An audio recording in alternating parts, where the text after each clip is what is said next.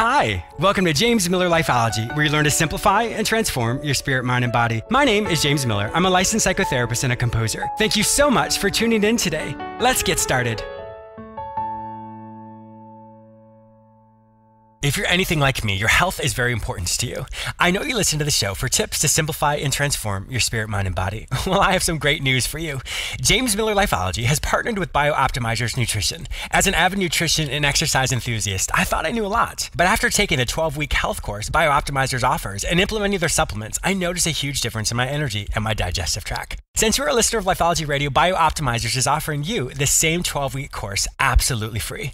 Go to jamesmillerlifeology.com/supplements to take this free course. Here is a sample of what you'd learn. How to get 70% more energy in 30 seconds or less. The ultimate key to high performance, health, and longevity. How to turn the tide against uncontrollable food cravings. How to select the most powerful supplements for you. How to stay lean and trim without sacrifice. The simplest and fastest way to detoxification and great skin. And much, much more. To get access to this awesome health course, simply go to jamesmillerlifeology.com/supplements and sign up today. Once again, visit jamesmillerlifeology.com/supplements or simply go to jamesmillerlifeology.com. I have a great show for you today. I'm going to help you improve your family's quality time. I'll also be interviewing Ben and Rosa Ovadia, who, along with their 2 kids, have traveled to every state in the United States, accessible by car, over the last 3 years. They've enjoyed these journeys immensely and aim to inspire other families to get on the highway in search of both great family bonding and wonderful, breathtaking adventures. Ben and Rosa discuss their adventures in their book, Family Road Tripping Without Falling: How to Survive and Thrive with Your Kids on the Road. For more information on the Ovadia family, please visit facebook.com/Road Warrior Fam. You may also purchase their book on Amazon or in the store at jamesmillerlifeology.com. I have some exciting news. Did you know that I'm on the radio 3 times a week? You may hear me on the same station on Tuesdays at 1:30 p.m., Fridays at 9:30 a.m., and Saturdays at 12:30 p.m. You may also hear me anytime on iHeartRadio as well as on all the other major podcasting platforms, including iTunes, Google Play, Stitcher, and many others. Simply search for the show name, James Miller Lifeology. Are you struggling today to find your purpose? Has mediocrity set in and you can't imagine doing the same thing for the rest of your life? Are your relationships struggling or you aren't sure how to make long-lasting changes in your life? Then today, contact me, James Miller. I will help you recognize the areas in your life that are going really well, and then we'll look at the areas in which you are struggling. We will create actionable solutions to help you create long-lasting changes in your life. You don't have to do this alone. Go to my website, jamesmillerlifeology.com, and click on the page Work with James. Fill out the form and it will be sent directly to me. Don't let another day go by without finding your way. Your change can start today. Once again, go to my website, jamesmillerlifeology.com, and click on the page Work with James. Fill out that form to get started today. Improving your family's quality time. We all have certain traditions in our family. Many people celebrate the holidays together, birthdays, anniversaries, and those are really important. The time of festivities is really experienced, and it seems like everybody, for the most part, gets along pretty well. Unfortunately, there aren't that many holidays or anniversaries or birthdays all throughout the year, so we usually become very immersed in our own personal life and unfortunately just exist or coexist with our family members. When you look at your family right now, what are the things you really enjoy about it? Do you have great communication? Or are there times when you have great communication? Do you laugh together? Do you go out together? Those are great things to identify as we improve your family's quality time. Conversely, what are things you don't like right now? What are things that just don't help your family grow together? For example, is there too much isolation, too many electronics, too many people are in their own world, and not enough communication? When you can create a list of the things you really enjoy about your family, even if it's only happened a few times, and also a list of things you don't like about the dynamic of your family, it gives you a good baseline. The most important thing is to recognize that you can improve on the family's quality time. However, the biggest thing is you have to make time for it. Because nowadays, life just seems to be so hectic. We often think that we don't have time. We have work, or the kids have school, or all their other activities outside of school. And because of that, that's not really family quality time. That's just simply individuals experiencing life separately as they engage in whatever activities they have to do.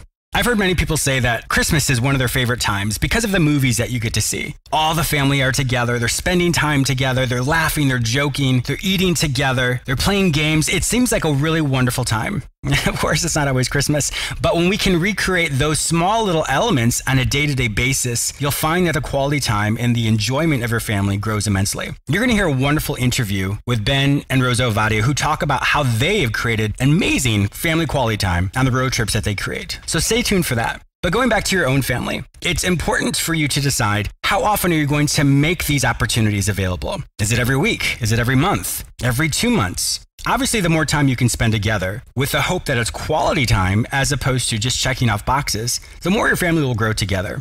Everyone should have the opportunity to figure out what they want to do. For example, if you have a family movie night, everyone gets to choose a movie title. You write it on a piece of paper, throw it in a bowl, and whatever title is pulled out, that's the movie you get to watch. Discuss the movie afterwards. What did you like? What didn't you like? As you start these small familial interactions, you'll find that people enjoy it. You'll find that they long for that. You find that they enjoy their time together. And even the parents, it is important for you to also have your own individual time together. You need to go on dates together. You need to plan that separately. The more emotionally connected you are, the more it trickles down to your children. So you get to decide, what are you going to do? Talk to your family about this. What would they like to do? How could you improve quality time? Remember, you focus on the things you really enjoy about your family and build off of that. That would be a great launch pad to recreate and amplify those wonderful things that you enjoy experiencing with your family. The sky's really the limit. So this is an exciting time for you and your family to grow closer and to really improve your quality time. Did you know I have a YouTube channel? That's actually how Lifeology started. I have well over 155 episodes that I've created specifically for you. I do know that many people struggle with listening to a full 30-minute show. So these episodes are about 3 minutes long. Each episode will give you a practical tool or technique that you can practice daily to help you simplify and transform your spirit, mind, and body. Simply go to my website, jamesmillerlifeology.com, or go to YouTube and search for my name, James Miller Lifeology. My guests today are Ben and Rosa Ovadia. These two, along with their 2 children, have traveled to every state in the United States, accessible by car, over the last 3 years. They've enjoyed these journeys immensely and aim to inspire other families to get on the highway in search of both great family bonding and wonderful, breathtaking adventures. Ben and Rosa are here today to talk about their book, Family Road Tripping Without Falling: How to Survive and Thrive with Your Kids on the Road. Welcome to my show. Thank you for having us. Great to be here today. Hello. Yes, I am really looking forward to this. You know, we've all seen the Griswold movies, Family Vacation. So I'm sure we're all thinking, oh my gosh, it's those types of road trips. For you both, how did you even decide you wanted to go on road trips? Because, you know, in this day and age, a lot of people have just changed their travel plans or perhaps don't even go on those vacations anymore. What happened for you all to decide that's something you wanted to try? We really, Rosa and I got together for one of our anniversary meals without the kids, and we thought about what we really wanted to do. This is our 8th anniversary. Oh, congratulations. Thank you. Well, it's been many more since then. But gotcha, at the 8th anniversary, we really decided that what would change our family dynamic, what we could accomplish together, what we could really enjoy is more travel. And we really hadn't gotten to that.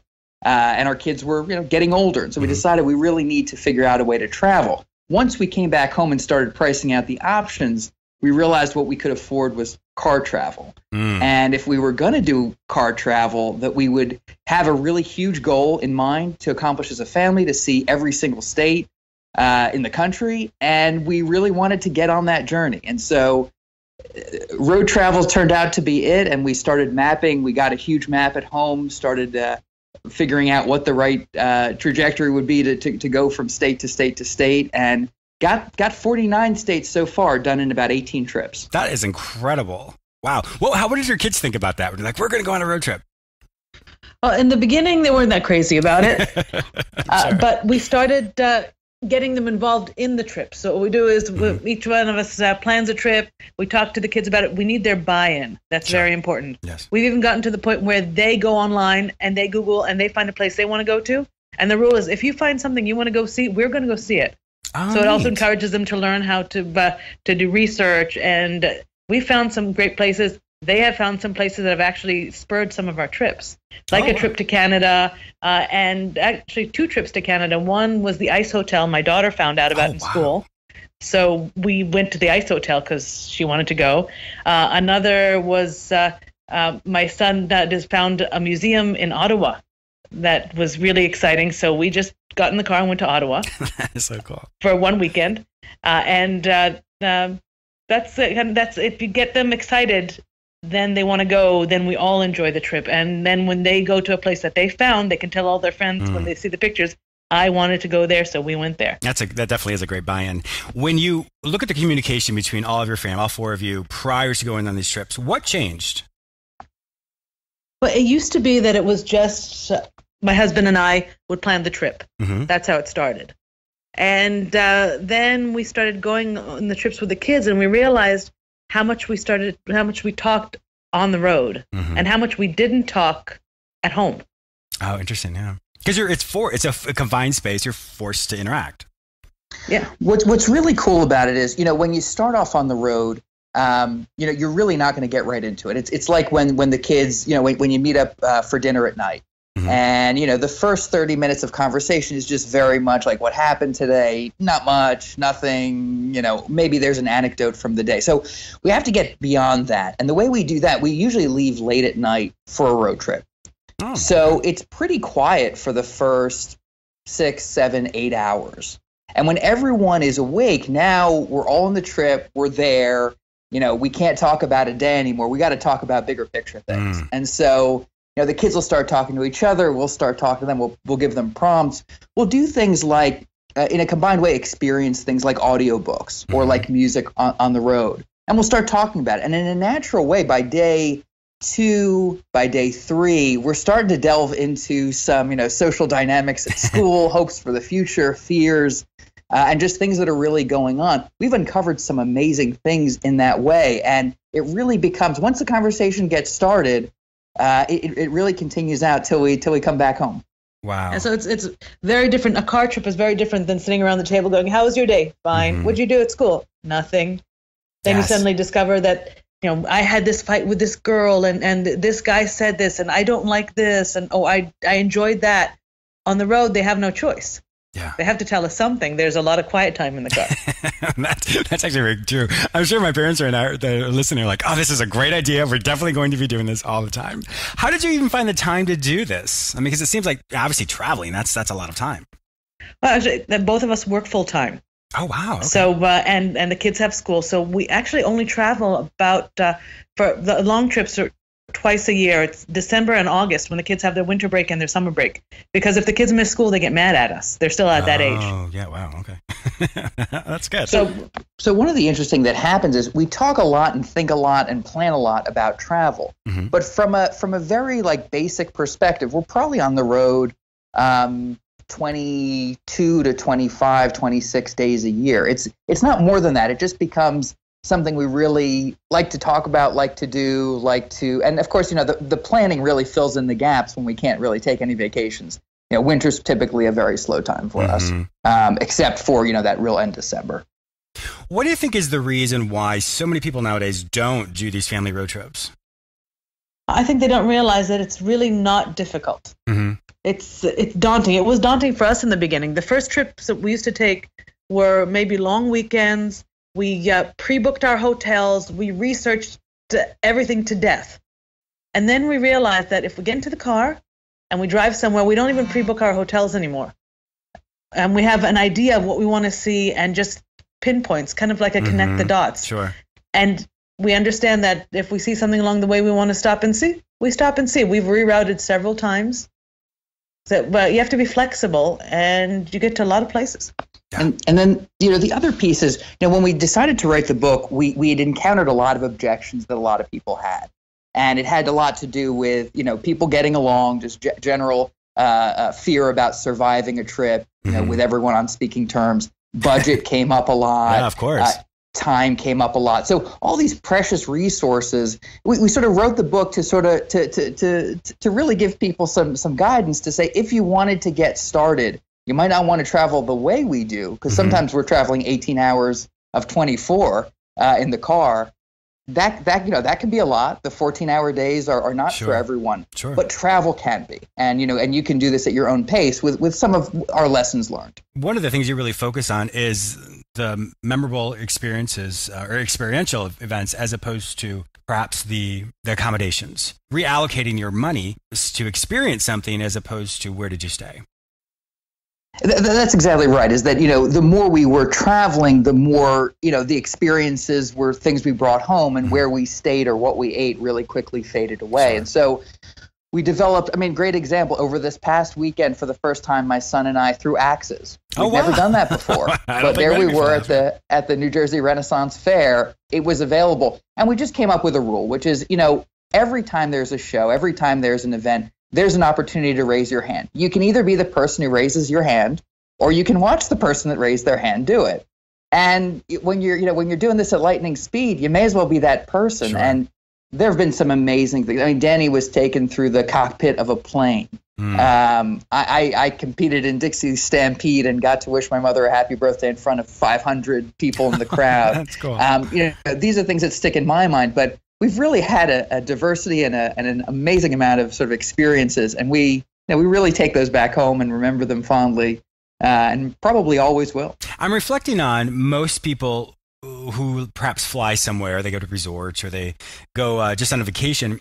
Usually it's the other way around. Usually they pay for all the accommodations and put all their money there, and then they don't really do a lot of activities. And there's nothing wrong with that, but it's interesting how your version of this really focuses, like I said, on the experiential aspect of it, as opposed to the accommodations, where it really is the inverse, or the converse rather, with some of these other perhaps current trends of vacationing with one's family. Well, we tried that once. We got a house on the beach, and we stayed there for about a week, of which 2 of those days, since I was close enough to the office, I drove back to the office and worked. Oh, so that just doesn't work for us. We need to be moving. We need to be away, because it's not about where we're going. It's about the trip. Yes. And we found out that the kids feel the same way. When we asked them to write a little paragraph for the book about what they felt and what they thought about our travel, they both focused on the time they spend in the car together. Oh, wow. That is so neat. It's your kids are young now, and so I can't wait to hear, if we did a follow-up years later, how did this really change their dynamic, how they speak with you, the lines of communications, but even with each other. It sounds like everyone is drawn so much closer together through all these experiences. Oh yeah, when they're home, they fight. They try to get each other in trouble. They do all that. I love it. They're 11 and 9. They do that. But in the car, they have games that they only play when they're on the road. And since they're in the back seat together, they have certain conversations that we can listen in on to, and they talk differently. They're best friends when they're on the road because they only have each other. Yeah, exactly. It's really neat. You really only consider being in a state if you do some type of experience there. Tell us more about that. So this is one of the early things people said to us, is that, if you're doing this many states in this amount of time, there's no way that you're enjoying anything or doing anything. Is a rest stop enough? Is a restaurant enough? Is it enough to just, see the sign, when everyone's asleep? And so we really had to kind of challenge ourselves. All right, what did it mean to do 49 states, or soon to be 50? And we thought, well, listen, we need to have an actual explainable experience. So one of the things that we play as a family is, all right, what did we do in what state? Now, for a lot of those states now, there are multiple things we did, but it's interesting what will come up. But in states like in North Dakota, we saw the Buffalo Museum. That's what we did. We stopped there. We saw buffalo. We saw the white buffalo. Yeah, we saw a white cloud. It was amazing. And then there are states where we actually made multiple stops. We went to, in South Dakota, we went to Mount Rushmore, of course, but there's also nearby Crazy Horse. Yes, I saw that. Which has a very, very interesting story around it. So, it's one of those things where we wanted it to mean something. It's not just a matter of the miles traveled, but really being able to identify something we all did together, something we almost always enjoyed. And, something that, that we can sort of, have the sense memories of, of what it brought to our family. And one of my favorite examples is we saw the Potato Museum in Idaho. Because if you're going to go to Idaho, you're going to see the Potato Museum. And in Iowa, we saw a farm. So, but yeah, it has to have something to do with the state. It can't just be a random place. Do you find that even years later, since this is your third year doing it, do you find that reflecting on it, to see who can remember who did what, who remembers the most per state from when you started a while ago? Oh, no doubt. The kids remember better than we do. I'm sure they do. Yeah, we do that. We'll sometimes when we talk with our friends about the trips, we say, go ask Danny. Ask him, give him a state, he'll give you a place. And he's really good at it. Wow. And sometimes we go, oh, that's right. That's what we did there. Thank you, Danny. That is funny. Now, there's a difference between extreme road tripping and just road tripping. What would you say is the difference between the two? The difference really comes in how many hours a day on average we're in the car. Mm-hmm. So if it's a regular, not time bound, too much trip, typically we'll probably do 5-6 hours in the car as kind of a maximum. But when it's extreme road tripping, so for instance, we're doing a cross country trip to San Francisco, then flying to Hawaii. That'll be our 50th state this summer. Awesome. In order to do that, I've calculated we need to be driving, especially on the front end of that trip, 16 hours a day. So we're going to see one thing for 2 of those days, but we can't do it without spending 16 hours driving at about 80 miles an hour on the road. That's extreme. That's where we part company with most of the rest of the world and say, this is like bungee jumping. I mean, at this point, it's not it's not 100% of the population. It's more like 5%. Yes. On those kind of trips, we sleep share. We will stop if we're tired. We'll stop. Mm-hmm. But a lot of the times, one of us is sleeping, one of us is driving, and we have to get there because we only have, I think, 11 days before we have to come back, and that's including the weekends. We book in with a holiday. Oh wow! We don't have a lot of time, but we want to get to Hawaii because that's the 50th state, and we have to put the pin in the map. Because you live in New Jersey, I believe. Yes. So do you have to go all the way across? Oh my gosh! Yeah, I can see why it's so much intensive driving. That's for sure. Yeah, so just back of the envelope, it's let's say 7,000 miles to and from. Keep in mind that we're spending about 2 days in Hawaii, so 9-day trip, 7,000 miles. Actually, maybe it's a 10-day trip, moly. But it's if you need 700 miles a day, you just need the time to do it. Yes, and the wear and tear in your car. How have you factored that into all this as well? We don't.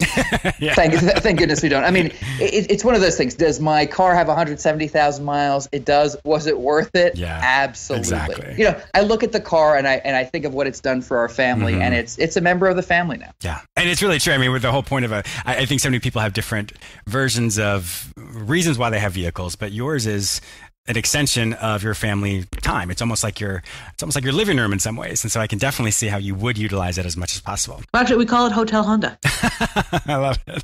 That's really great. So what advice would you give the people, let's say a family that's listening right now, it's their first trip and they're getting excited about going on their first road trip. What advice would you give them?